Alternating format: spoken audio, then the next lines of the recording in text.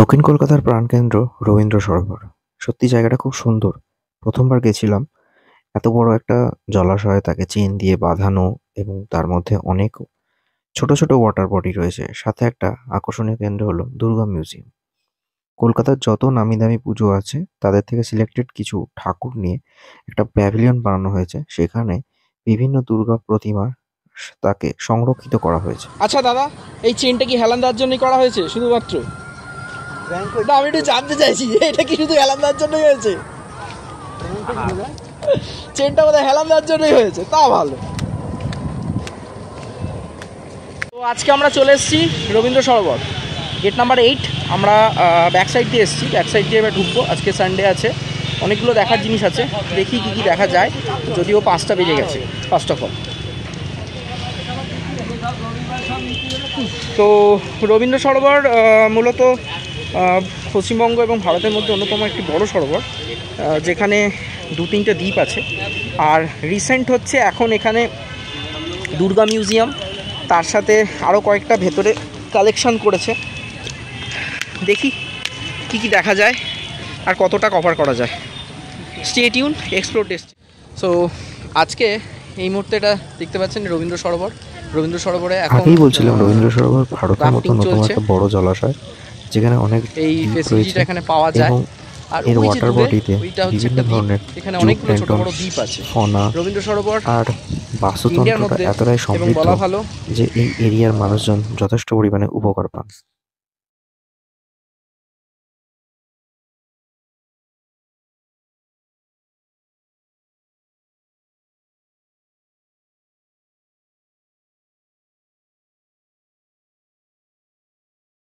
So এখন আমি এসে গেছি রবীন্দ্র সরোবর, দক্ষিণ কলকাতার অক্সিজেন সেন্টার যাকে বলে। ওয়াটার বডি তো রয়েছে, তার সাথে প্রচুর গাছগাছালি, প্রচুর কালেকশন রয়েছে, 2-3টে দ্বীপ আছে।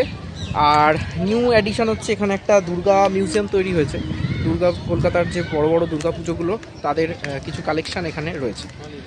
সত্যি বেশ ভালো জায়গাটা।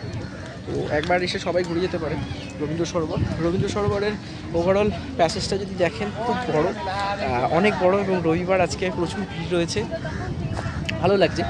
প্রচুর লোকজন এখানে হাঁটা, মানে সন্ধ্যের যেটা হয় ইভিনিং ওয়াক, সেটা হাঁটছে। আর মানুষজন এসছে একটুখানি সময় কাটাতে প্রকৃতির ধারে, বেশ ভালো জায়গা। আচ্ছা দাদা, এই চেনটা কি হেলান দেওয়ার জন্যই করা হয়েছে শুধুমাত্র? না, আমি একটু জানতে চাইছি এটা কি শুধু হেলান দেওয়ার জন্যই হয়েছে? চেনটা বোধহয় হেলান দেওয়ার জন্যই হয়েছে, তা ভালো।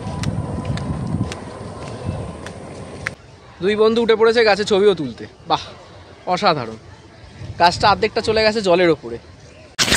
বোটানিক্যাল গার্ডেনে গেছিলাম যখন, তখনও দেখলাম অনেক ভ্লগ করে, যারা ফটোগ্রাফি করে তারাও এসছে, কিন্তু ওখানে ওয়াটার বডির সংখ্যাটা পরিমাণ কম বা এরিয়াটা কম। সেই অনুপাতে রবীন্দ্র সরোবর যেহেতু, তো ওয়াটার বডিটা অনেকটা বেশি। এখানে প্রচুর লোকজন আসছে, তারা আড্ডা মারছে, ব্লগ করছে, ফটোগ্রাফি করছে। তার সাথে যেটা দেখলাম, কিছু বৈঠকি গান চলছে, মানে তাদের গ্রুপ চ্যানেল রয়েছে, তারা বসে গানও করছে। ভালো, জায়গাটা বেশ ভালো, সব মিলিয়ে ভালো লাগবে। আর অবশ্যই সন্ধেবেলা যখন এই পুরো সরোবরটা ঘিরে যে চেনটা দেওয়া রয়েছে, সেটা যখন আলো জ্বলে তখন আরো অন্যরকম লাগে রবীন্দ্র সরোবরকে। ভাই চল না, আমরাও একটু হেলান দিয়ে বসবো। সবাই বসেছে, বসে কি করবি? একটু বসবো না? কি সুন্দর সবাই বসে আছে এখানে। যেতে পারবি না, বিশাল বড় একটা গাছ, বট গাছ, সেও চলে গেছে জলের ওপরে।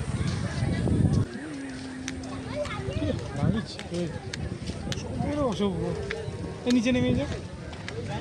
হ্যাঁ, নেমেই পড়বো এবার।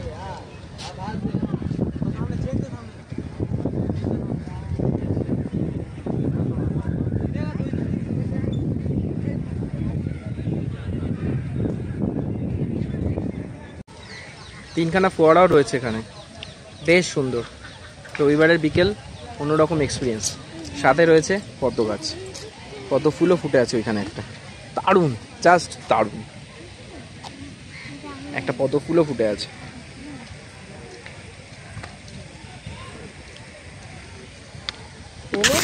তো এই রবীন্দ্র সরোবরের সাইড বরাবর যখন আমরা হাঁটছিলাম, এই করতে করতে সন্ধে প্রায় চলে আসে। দক্ষিণা বাতাসও বইছে যেহেতু গরমকাল। তো তো সব মিলিয়ে একটা অন্যরকম ফ্লেভার রয়েছে রবীন্দ্র সরোবরে। ওয়াটার বডি থাকলে যা হয় খোলামেলা একটা ব্যাপার থাকে, যতই আপনি প্রকৃতির কাছে থাকুন না কেন। আর যে যার মতো বসে আড্ডা মারছে। হ্যাঁ, এখানে প্লাস্টিক টোটালি নিষিদ্ধ। আজকে আমরা এসে গেছি দুর্গা মিউজিয়াম রবীন্দ্র সরোবরে। এটা নতুন চালু করেছে। কলকাতার প্রত্যেক বছর যে নামকরা ঠাকুরগুলো হয়, যেগুলো যে সমস্ত প্রতিমাগুলো প্রাইজ পায়, সেখান থেকে কিছু সিলেক্টেড ঠাকুর বা প্রতিমা নিয়ে আসা হয় এবং এই দুর্গা মিউজিয়ামে রাখা হচ্ছে। যার মধ্যে এই ঠাকুরটি লাস্ট ইয়ার রাখা হয়েছিল সাউথের একটি নামকরা পুজো সুরুচির সঙ্গে। এটা হচ্ছে চেতলা অগ্রণী 2017-র প্রতিমা। একটু ধুলো পড়েছে, বোঝাই যাচ্ছে যে ঠাকুরটি বেশ পুরনো, লকডাউন পিরিয়ডের আগে।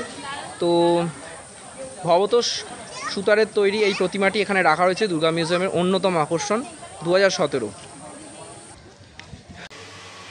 আলিপুর 78 পল্লী 2019 অভিজিৎ ঘটকের তৈরি মূর্তি ফার্স্ট ভেতরে রয়েছে। বেশ একটা পুজো পুজো ভাব। আপনারা যখনই এখানে চলে আসবেন দেখতে পাবেন কলকাতার নামকরা যে সমস্ত পুজোগুলো হয়েছে, যেগুলো প্রাইজ পেয়েছে অলরেডি, সেইগুলো এখানে রাখা রয়েছে। তারপরে এই একটি প্রতিমা দারুণ।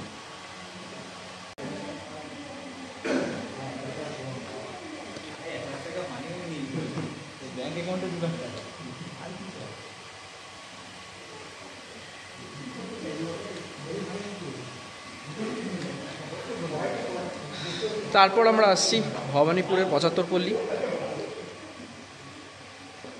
2017-র বিমান সার মূর্তি। এরপর 78 পল্লী খিদিরপুর 2020-র মূর্তি। এটা অনেকেই অনেক সময় পুরো কলকাতাটা তো কভার করতে পারেন না, যদিও এটা 2020-র। তো এই 2020-র যে রয়েছে পুরোটা এখানে দেখানো রয়েছে। তারপর আমরা আসছি গলফ গ্রিন শারদোৎসব কমিটি 2022। এটা লাস্ট ইয়ারের পুজো। এই মূর্তিটা অর্থাৎ এই প্রতিমা শেষ 2022-এর, কেন এখানে ম্যাক্সিমাম যে পুজোগুলো রয়েছে সবই 2020-র আগে অথবা 2022-এ করোনা পিরিয়ডের পর পুজোগুলো বড় আবার শুরু হয়। নপাড়া দাদাভাই সংঘ, বড়নগর। তো এই ছিল রবীন্দ্র সরোবর, যেখানে সন্ধ্যের আগে আসলে বেশ বিকেল বিকেল করে দক্ষিণা বাতাস, তার সাথে দুর্গা মিউজিয়াম, হাঁস, বৈঠকি আড্ডা, গান, সব মিলে একটা অন্যরকম পরিবেশ পাবেন। আর তার সাথে যখন সন্ধ্যেবেলা যখন এই আলোগুলো জ্বালিয়ে দেওয়া হবে, তখন নিঝুম সন্ধ্যায় অন্ধকারে যে যার মতো তার পার্টনারকে নিয়ে বসে আড্ডা মারতে পারেন বাদাম ভাজা খেতে খেতে। যদিও 8টা পর্যন্ত খোলা থাকে, তারপর এটা বন্ধ হয়ে যায়। আর তার ঠিক ব্যাক সাইডে রয়েছে একটা বৌদ্ধ টেম্পল, পারলে ওই জায়গাটা থেকে আপনারা ঘুরে যেতে পারেন। তো এটাই ছিল এবারের এক্সপ্লোর ডেস্টিনেশনের রবীন্দ্র সরোবর। অবশ্যই এটার সাথে দুর্গা মিউজিয়ামের উপর একটা আলাদা ভিডিও দেব, সেটা আপনারা পরে পুরো ডিটেলসে পেয়ে যাবেন, দুর্গা মিউজিয়াম রিলেটেড যাবতীয় ইনফরমেশন।